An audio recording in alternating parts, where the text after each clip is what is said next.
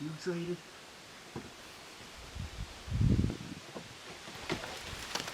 Oh, you bringing that to me? Good girl. You all ready to fetch?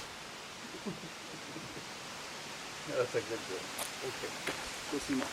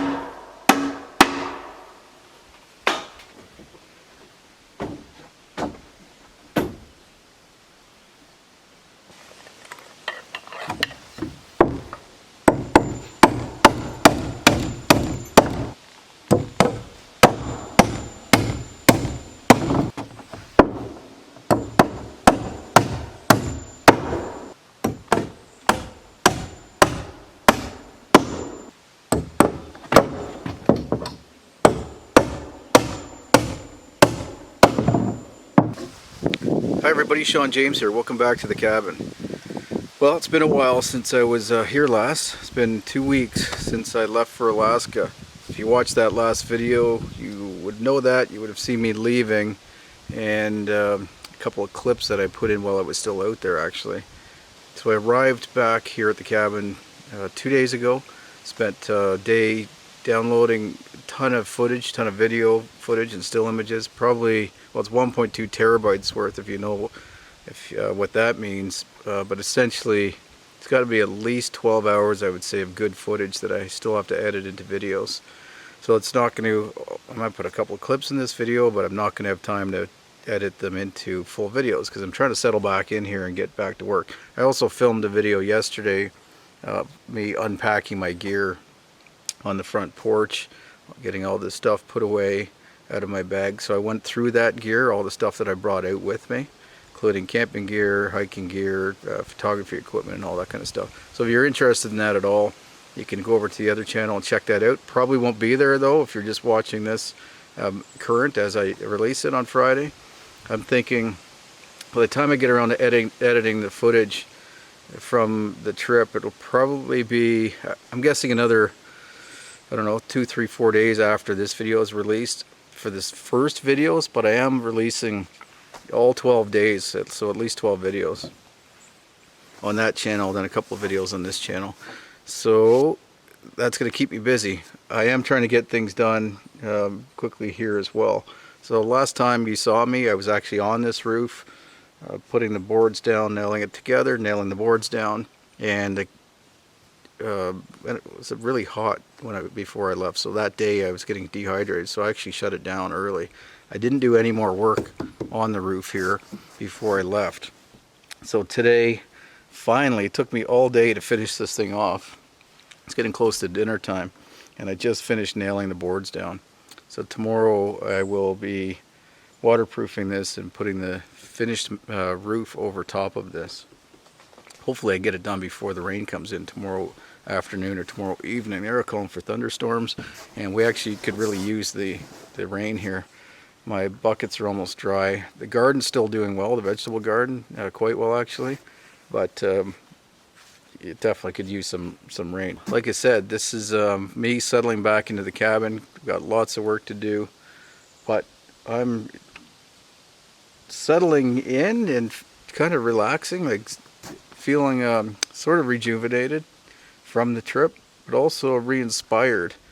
What I didn't expect, so when I was out there, you'll see when I released the video and the footage of that trip, when I was up in the mountains visiting another cabin, I was going on about how awesome the place was and how relaxed I was and how I could see somebody wanting to stay there for a long time, and that now this place paled in comparison. But honestly, now that I'm back here, settling right back in and feeling part of the environment here, part of the forest, and I gotta say, I'm actually more happy to be back here than I thought I would be. I feel more at ease here. I guess familiarity is part of that.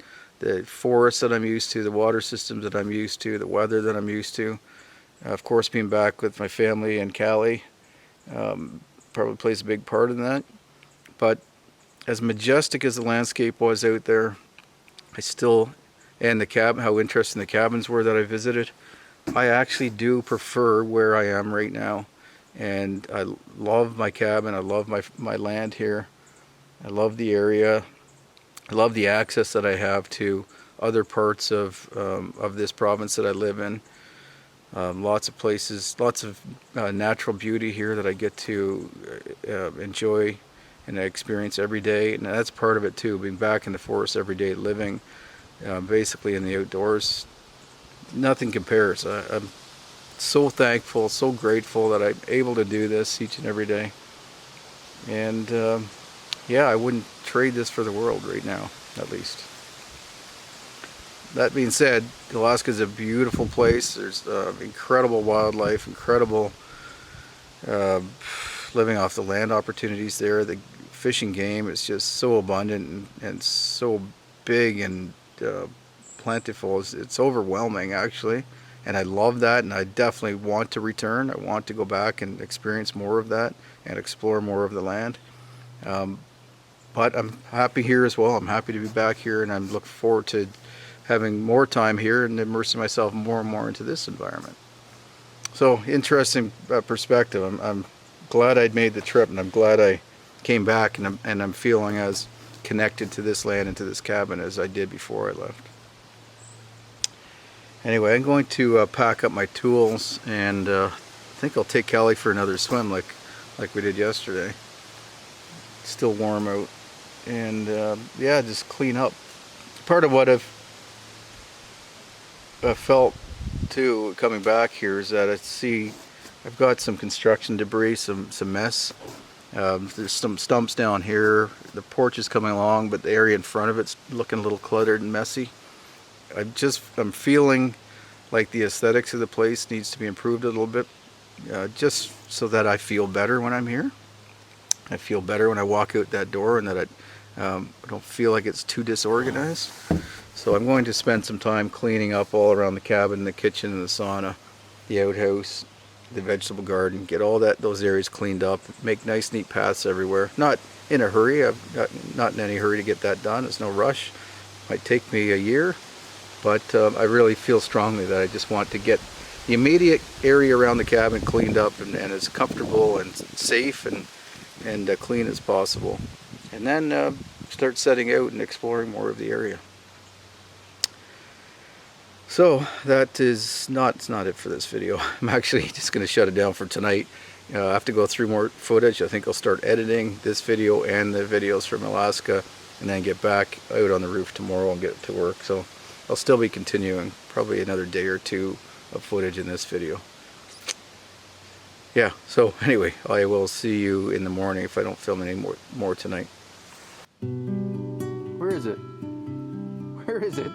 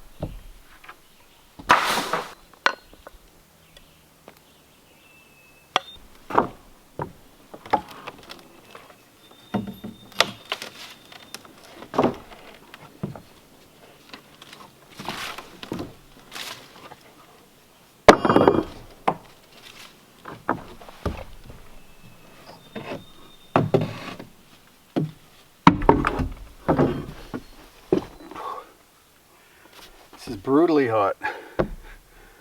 Sun's hitting me full bore right now, but even when it goes behind the trees, the humidity is so high that nothing's evaporating. It's just getting hotter and hotter. They are calling for a chance of a thunderstorm, and with this humidity building like this, pretty well guaranteed that this afternoon we're going to get rain of some sort. So it causes me an issue right now. I've gotten this far, taken all these battens off and the ridge cap, which means water can now get into the roof system directly, which could cause some issues if it gets trapped in there. Which means that I need to get at least the membrane up the roof, waterproofed, and up and over that ridge so that any water that comes down gets shed down there or across this membrane, roof membrane. I'd like to get the metal roof on before it starts raining. I think we're getting rain for the next 3, 4, 5 days, something like that, chance of at least. So I'm not going to get an opportunity likely to get it watertight again. So I've got to keep hustling here. It's already getting close to noon. Because I got a late start, so I need to, I need to hustle in order to get this watertight. So hopefully I can make it before that rain.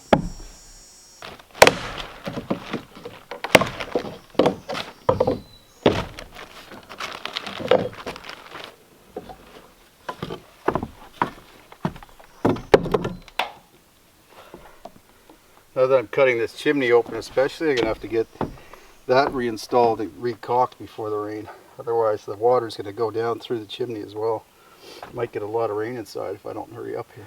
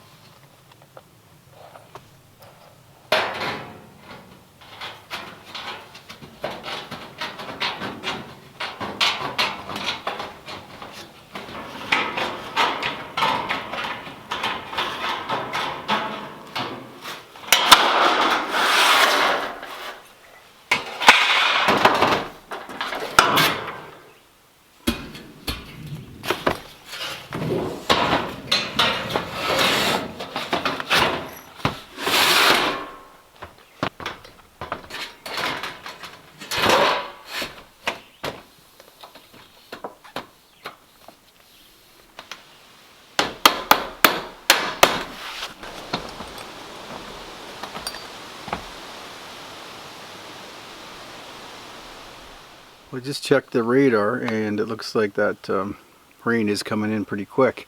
Beautiful right now. It's almost completely blue skies above me, but just on the horizon I can see the dark clouds.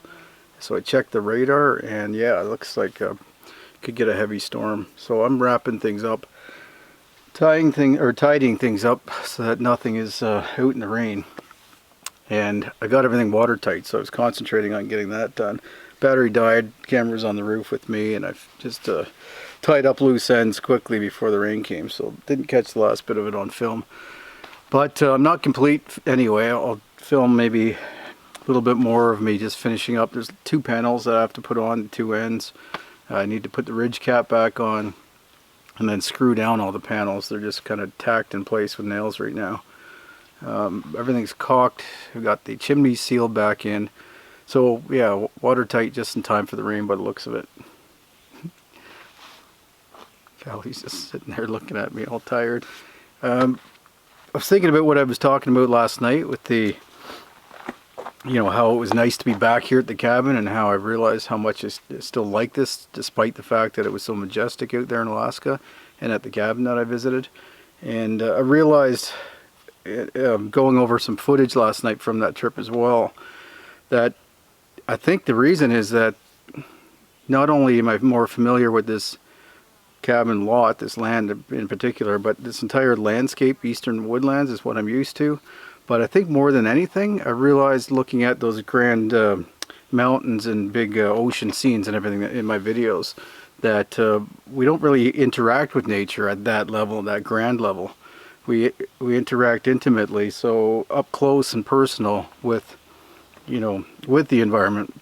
So if we're walking and touching and observing and smelling and hearing, that's all right here within our periphery. It's not that far off mountain, it's not that far off ocean or the boat or you know, the wildlife, the whale, whatever it is in the background. It's the foreground that we interact with. So as much as I love seeing those huge landscapes, those huge scenes with the mountains and the turquoise lakes and the big rivers, I wasn't in there. I wasn't in the scene really. I'm kind of just observing it from a distance. And what I found is that that landscape in particular, and it's similar to any other times I've been in the boreal forest, you see this far off mountain, and I'm not sure about you, but I always want to explore that. I always want to see what's over the horizon, so I'm constantly checking the horizon, then heading for that, and then trying to see what's beyond it. The problem with places like Alaska is, first of all, you're looking so far, especially when you're above the tree line, that it takes a long time to get to that place. But then the other thing that you quickly discover in the boreal forest is that the landscape is very difficult to navigate through.